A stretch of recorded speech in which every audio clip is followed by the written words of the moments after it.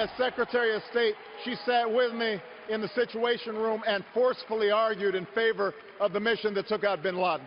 And as a key part of the Obama National Security Team, they decided to go to the ends of the earth to wipe out Osama bin Laden.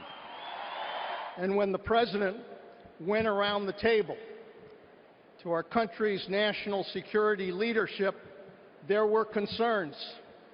But Hillary was clear. We have to go after bin Laden.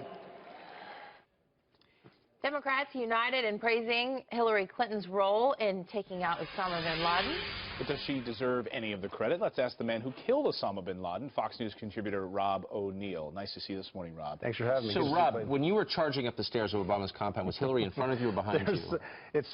She should have voted to go after bin Laden. I don't know who in their right mind in any position of defense would say, no, we're not going to go after bin Laden. And yeah, again, you know, I shot bin Laden. I don't try to take credit for the mission. Everyone that was involved deserves credit. No one mentions the pilots that flew us in that could have been killed, or the air crew that was involved. I haven't heard mention the CIA.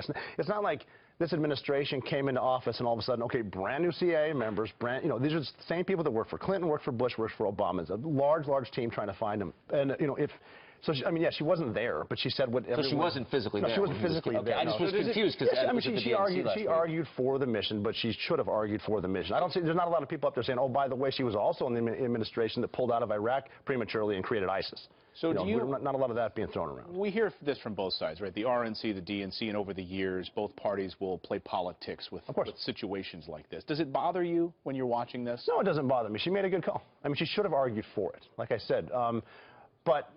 you know, that's all they had to do with it. They made the decision. It's not like they risked their own lives to do it. You know, like I said, the pilots in the agency and, you know, my team that got me there, all those people, they all deserve credit. It was a huge team for many, many years, like I said, through 3 administrations. Well, and you're very humble about that, but thank you for pulling the trigger. The world is a much safer place without bin Laden. Even for me, it was just because I was on part of the team, and that was my job to do it. Her job was to say go after bin Laden. When I turned the corner, my job was to shoot him. And the job of the next president is going to be, hopefully, to wipe out ISIS. Who is ISIS more scared of, Hillary Clinton? Well, that's hard to say, because right now Hillary Clinton, other than mentioning she had something to do with the bin Laden raid, she's playing very, very far left, because she needs Sanders supporters. And even when Secretary Panetta's up there talking about how great the bin Laden raid was, a bunch of those white college privileged kids are yelling no more wars, even though they don't have a choice. They're in a war with the jihadis right now, and there's nothing that their chance can do about it. And their hashtags aren't going to win any of these wars either. Are we about to see a switch? Because anyone who knows her, she's pretty hawkish.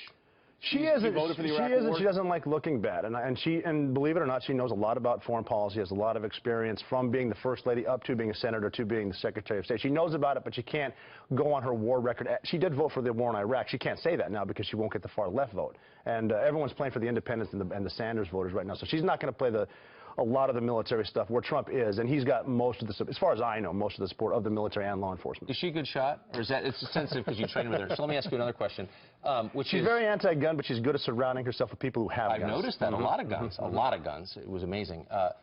Do you think of the guys you served with, the actual trigger pullers, the people they were praising from the stage last week, what do you suppose the proportion is who support Hillary? Is she popular in that community? No, she's not popular. And most of the people where I work, and I can't speak for all the military, obviously, but from my experience, 17 years in special operations, Navy SEALs, working with Rangers, working with Marines, a lot of special aviation pilots, majority, 99% or higher, they're conservatives.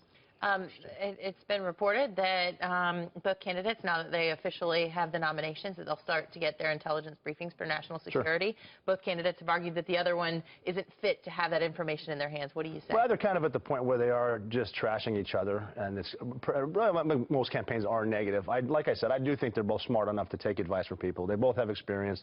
Mr. Trump, although he has no experience in government, knows how to build teams, how to succeed and build stuff, and he'll surround himself with a lot of generals. And I've noticed a lot of generals and admirals are more on his side than on the side of Secretary Clinton, but she has experience in the State Department where she knows what's going on too. So they'll both take their briefing seriously. And I think it's a little different behind closed doors than it is out in the public. I bet it is. Yeah. In a good way, probably. I'd hope so. I'm trying to be optimistic too. Good. That's the spirit. Rob, it's great to see you. Thanks.